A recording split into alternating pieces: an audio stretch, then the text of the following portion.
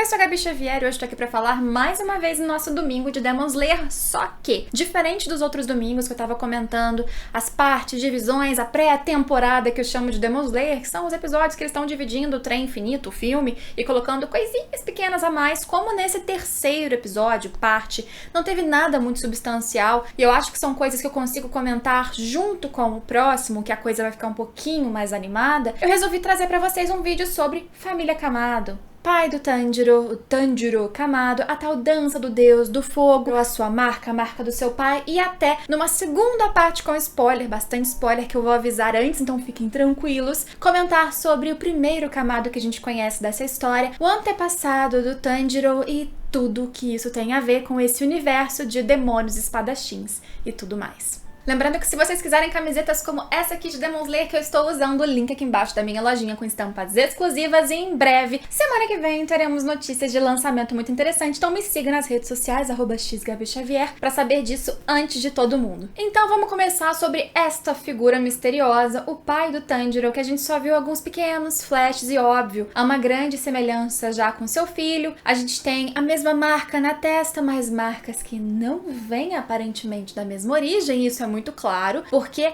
a marca do Tanjiro, quando começa o anime, ela foi dada por um acidente. Ele foi salvar um dos seus irmãos, impedir que ele se queimasse, pá, caiu na testa dele, ele mesmo ficou com uma cicatriz. Mas você já notou que essa cicatriz ou essa marca na testa do Tanjiro mudou ao longo da história? Não foi uma reestilização, hein? Mas a gente comenta todas as dicas sobre isso daqui a pouco. O pai do Tanjiro, o Tanjiro Kamado, ele justamente era um homem muito frágil. O que a gente sabe é que ele tinha uma saúde bem fragilizada, tinha um rosto pálido, ele ficava muito deitado, mas existia um momento anualmente que, incrivelmente, ele mostrava muita força ou vigor ou uma energia quase impossível de se entender. Anualmente, o seu pai, como todos os descendentes da família Kamado por gerações, executava a tal Hinokami Kagura, ou a dança do deus do fogo, que como execução por si só era mesmo uma dança, pelo menos era assim que o pai do Tanjiro executava, teoricamente seu avô e bisavô, porque eram passos definidos por horas a fio, do pôr do sol ao amanhecer, horas diretos, sem parar e aparentemente sem cansar. Passos muito precisos, passos muito exatos, sem nenhum excesso, sem sair do que precisava ser feito. Muito marcante também no pai do Tanjiro eram os brincos que hoje ficaram para o seu filho e também a própria execução desse ritual da dança, porque desde pequeno Tanjiro, como o mais velho, já ia aprendendo os passos, como fazer, e recebia dicas do seu pai, como por exemplo, que se ele conseguisse dominar aquilo, era uma questão de concentração, de fazer gestos mais comedidos, sem passos e gastos excessivos, fazendo o que fosse necessário com concentração total. E você sabe que esse conceito de concentração total é muito importante para outra coisa nesse universo, que são as respirações dos espadachins. Para falar um pouquinho mais do pai do Tanjiro, eu vou falar de um flashback que ele só será adaptado um pouquinho mais pra frente, não é um spoiler sobre a história, é um flashback de uma relação ali do Tanjiro com o pai. Se você não quiser saber absolutamente nada nem disso, fique avisado. Bem, existia um momento em que o pai do Tanjiro, que o próprio Tanjiro descreve como alguém sereno, quase como uma planta, sem grandes oscilações de humor, mas muito justo, paciente, calmo. Existia um dia em que o Tanjiro chamou o seu filho mais velho para a floresta, ali para um local, e de repente eles se deparam com um urso de 2 metros, mais ou menos, de altura. Na verdade, o pai do Tanjiro o chamou para ver esse urso e presenciar algo que aconteceria ali. Um urso que há pouco tempo tinha atacado e matado 6 pessoas nos arredores, um urso gigantesco. E o pai do Tanjiro segurando só um machadinho, assim, que logicamente para qualquer um não seria suficiente, principalmente para alguém com a força e com o vigor que parecia que o Tanjiro tinha, conseguir matar ou mesmo parar uma criatura daquelas perigosíssima, com uma força gigantesca. Um urso normal é muito forte para a maioria de nós aqui, imagino eu. Então, ainda sereno, como o Tanjiro reparou, sem mudar nada no seu humor, não surgiu qualquer cheiro de medo, de apreensão ou mesmo de agressividade em relação ao urso. O Tanjiro chega para aquele animal e fala: eu não tenho intenção de te matar, mas se a sua intenção é atacar a minha família, eu vou defendê-los e eu precisarei matar você. E é isso que ele faz. O que o Tanjiro se lembra, ainda muito criança, é de um piscar de olhos, algo muito rápido que ele mal conseguiu enxergar, entender o que aconteceu, e num golpe limpo, rápido e fácil, aparentemente sem esforço e sem cansar, o pai dele corta a cabeça daquele urso que acabou de matar 6 pessoas aparentemente saudáveis. Como que isso era possível? Essa cena e esse momento entre pai e filho, o Tanjiro já sabia naquela idade que era algo que o seu pai queria que ele observasse, que ele aprendesse. Aquele era um ensinamento prático, talvez, do que o pai do Tanjiro falou sobre a dança do Deus do Fogo. Dominando todos aqueles passos em concentração total, nenhuma parede poderia pará-lo. Como a gente sabe, o Tanjiro morre um tempo depois, ele acaba falecendo antes da tragédia na família Kamado acontecer. E aí Tanjiro, seus 5 irmãos, incluindo a Nezuko e a sua mãe, moram ainda numa cabana no topo de uma montanha, isolados, sem grandes civilizações perto deles, ali trabalhando com a venda de carvão, com muito amor, muito carinho, uma família muito unida. E claro, os brincos do seu pai ficaram para o Tanjiro. E esses brincos são bem, vamos dizer que, significativos nessa história. Infelizmente, a gente não teve muitas cenas ou explicações ou momentos de fanservice com a família do Tanjiro viva, porque como todos sabemos, desde o primeiro episódio, existiu uma chacina feita pelo Muzan, como o próprio Tanjiro reparou pelo cheiro, como o próprio Urokodaki reparou pela forma que tudo foi feito, e quase toda a família Kamado foi assassinada numa brutalidade imensa. Nezuko foi uma sobrevivente, foi transformada em Oni, e muitos poderiam se perguntar se isso foi de propósito ou não. Como a gente vai entrar aqui numa seara um pouquinho mais de spoilers, fique se você quiser saber um pouquinho mais sobre Nezuko, sobrevivente Oni, a marca na testa do Tanjiro, do seu pai, e um pouquinho mais, e sobre segredos da dança do Deus do Fogo. Essa dança que deu técnicas e uma forma do próprio Tanjiro, ainda inexperiente, conseguir ultrapassar seus limites e cansaços e machucados e lutar com Rui, uma das luas inferiores, quando ele não estava, teoricamente, ainda preparado para isso. Prontos para os spoilers? Caso queiram também, no link da descrição tem link para você comprar mangás como esses aqui com frete grátis e descontos. Vive tendo muita promoção boa, então depois confere lá. Sobre Nezuko e Muzan. A gente nunca teve uma resposta explícita sobre isso no mangá. Para o Gyu, por exemplo, no primeiro capítulo, isso seria porque uma pequena gota ou um pouco do sangue do Muzan caiu ali numa ferida da Nezuko antes dela morrer, mas existem 2 possibilidades que são muito latentes. A primeira é que isso foi um acidente. O Muzan, mais de uma vez, inclusive, existe uma cena como essa no anime, ele mata um ser humano injetando uma carga do seu sangue absurda, alta demais, que um corpo humano comum não aguentaria. Essa teria sido a morte planejada para a garota Nezuko, só que não foi o que aconteceu. A menina sobreviveu, ela se tornou um demônio e um Oni, um demônio especial, porque conseguia controlar a sua vontade de comer e várias outras particularidades e potenciais que a Nezuko vai mostrando, né, ao longo da história. Não vou jogar muito spoiler aqui, caso você seja um curioso que não leu o mangá. Só que também existia a possibilidade do Muzan ter feito isso por um teste, porque ele justamente sabia que aquela família estava vinculada à dança do Deus do Fogo, ou melhor, à respiração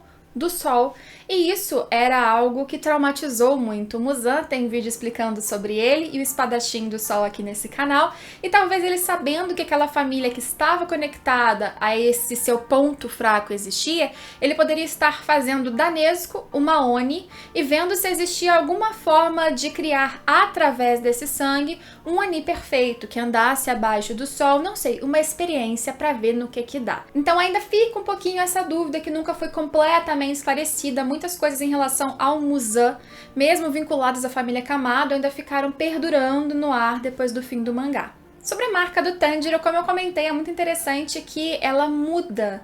E ela não muda em qualquer momento. Só que para explicar sobre a marca, a gente tem que primeiro desvendar a dança do Deus do Fogo, a Hinokami Kagura, ou a técnica da respiração do sol, a que originou todas as outras nessa história. E para isso a gente tem que voltar um pouquinho mais e chegar no primeiro Kamado que a gente conheceu, que é o Sumiyoshi Kamado. Muitos anos atrás, Sumiyoshi era um Kamado muito parecido com o Tanjiro, em roupa, em rostinho, em altura, em jeito muito caridoso, muito cativante, é que não tinha qualquer marca na testa.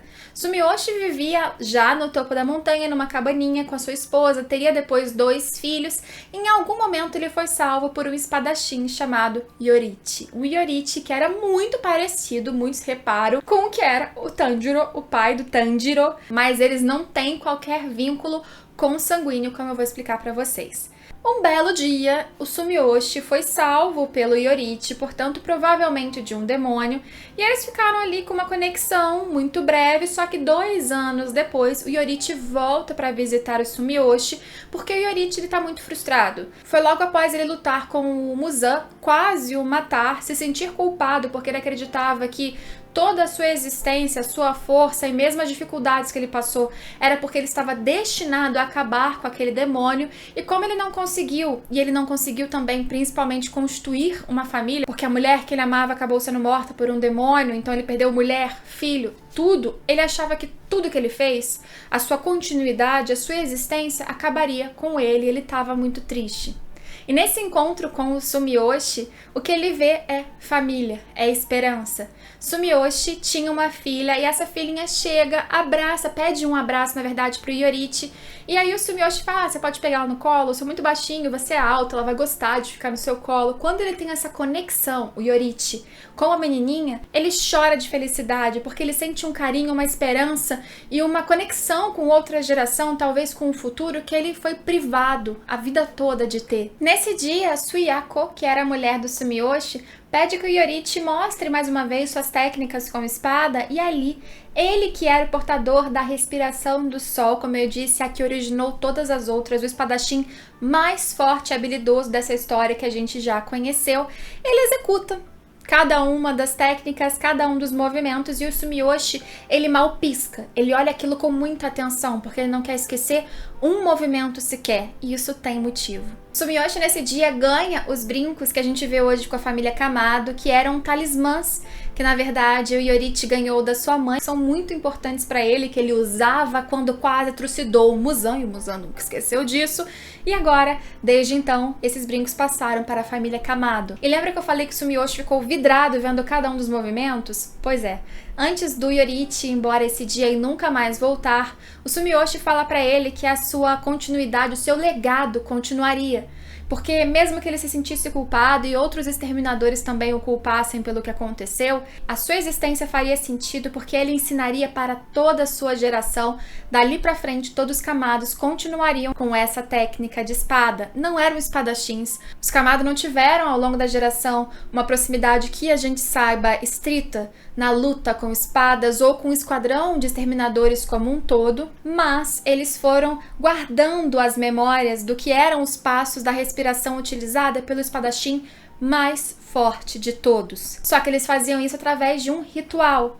12 passos, 12 movimentos de uma mesma dança extremamente precisa, todo ano, sempre sem cansar, numa continuidade infinita. Não, a família Kamado não tem qualquer relação, como eu disse, consanguínea com o Yorite, não são descendentes, eles encontraram com o Yorite quando ele já existia. A família Kamado é a continuação, vamos dizer, simbólica da existência do Yorite. Aí a gente volta no Tanjiro e no Tanjiro, nas duas marcas na testa. E o pai do Tanjiro tinha uma marca porque ele tinha atingido, vamos dizer assim, um nível como um portador da respiração do sol, porque ele era um portador, porque ele fazia a dança, embora chamasse de dança, embora não usasse uma espada, em que ele atingiu um potencial do seu corpo capaz de fazer enxergar o que a gente chama de o mundo transparente ou o mundo invisível. É como se eles fossem muito sensíveis ao que as pessoas comuns não veem. Eu tenho minha mão aqui, por baixo disso há músculos, há veias, há fluxo sanguíneo, há nervos. E quando eu vou te dar um soco, existem vários movimentos e associações que são feitas aqui dentro muito antes de eu fazer qualquer mínimo músculo pulsando aqui que possa ser visto a olho nu. Essas pessoas, elas são tão sensíveis com uma concentração e uma técnica absurda que elas conseguem, ao dominar essa respiração que o Yorite dominava de nascença, elas conseguem ver muito além. E por isso elas são aptas a muitas coisas. Essa marca, digamos que é a forma de mostrar que elas chegaram lá. O seu corpo reage e, sei lá, produz essa marca. Só que ao mesmo tempo, quem tem essa marca, que no caso dos portadores da respiração do sol pode ser de nascença ou não, eles também sofrem com uma sina terrível que é não passar, geralmente, de mais ou menos uns 25 anos. Pra mim, a marca do pai do Tanjiro ainda é um mistério, porque existem algumas provas através do filho dele de que as marcas passam por evoluções, pelo menos no Tanjiro. Ele foi despertando aquilo conforme ele foi aprimorando a sua técnica e chegando ao uso da respiração do sol. Eu não sei se o pai do Tanjiro ele também despertou a marca, vamos dizer assim, se ele tinha de nascença, mas ele conseguia ver o mundo transparente. Será que ele era frágil porque ele justamente tinha despertado, mas com 25 anos ele teve um monte de filho? Não é impossível, mas acho, talvez, não sei. Isso não tá nos guides oficiais explicitamente, me conta aí como você interpretou. Ao filho, Tanjiro, pra gente encerrar o que a gente sabe dos segredos da família Kamado. Tanjiro, como eu disse, tinha uma marca que não era igual do seu pai porque era uma marca de acidente, queimadura, ponto, nada mais. Só que quando ele perde quase toda a família e começa a treinar com o Urokodaki, ou seja, treinar respiração, concentração, técnicas de espada. Logo depois da prova da seleção final, a sua marca muda. Adquire mais um formato semelhante às chamas. Aparentemente despertando algo dentro dele, essa respiração, essas técnicas que ele talvez de nascença, porque seus antepassados já praticavam a Hinokami Kagura por anos a fio. E sabe quando ela muda de novo um pouquinho? No seu enfrentamento com o Urui. Quando ele enfrenta uma das luas do Muzan e ele utiliza um dos movimentos da dança do Deus do Fogo que ele se lembrou de ver e aprender com seu pai, ou seja, uma das técnicas, um dos movimentos da respiração do sol, mesmo sem ele saber. E aí, ele também tem mais uma evolução dessa marca. Mas a marca sofre mais uma mudança e a ativação mais expressiva, onde ele começa finalmente a enxergar o mundo invisível, transparente, que é justamente quando ele tá enfrentando uma lua chamada Akaza. E aí sim, ele é capaz de ver o que antes ele não via, e isso ajuda e o transforma em um espadachim muito mais forte. E nessa geração, segundo o Buyashiki, ele é o primeiro a despertar plenamente a marca de um exterminador, a marca que representa o quanto ele atingiu um nível muito maior de força e de aptidão, mas também que ele teria uma vida limitada. Nezuko aparentemente não aprendeu ou não executou a Hinokami Kagura em nenhum momento dessa história, como a gente viu, mas ela também tinha, por sangue, por gerações que passaram até ela, um pouco da respiração do sol dentro de si, como se fosse uma genética, tanto que o seu Kekijutsu é uma espécie de chama, né, um fogo, então ela tem uma ligação ali de sangue que vai passando na sua família desde o Sumiyoshi. E depois, claro, ela consegue alguns outros grandes feitos que eu só não vou falar porque logo em breve vocês vão saber, caso vocês estejam aqui de curiosos e não saibam nada, então só pelos spoilers do vídeo. Esse foi um breve papo sobre a família Kamado, o que a gente sabe deles, com alguns spoilers desde o primeiro Kamado, sobre a ligação deles com o espadachim mais forte dessa história, sobre o grande mistério também da respiração do sol ou a dança do Deus do Fogo. E espero vocês em todos os próximos vídeos sobre Demon Slayer, sempre aos domingos. Se eu não falar exatamente sobre o episódio, eu faço algumas alterações, como essa aqui. Terça, sexta, domingo e às vezes com dia extra. Se inscreva no canal para acompanhar mais. E eu espero vocês nos próximos vídeos. Tchau, tchau!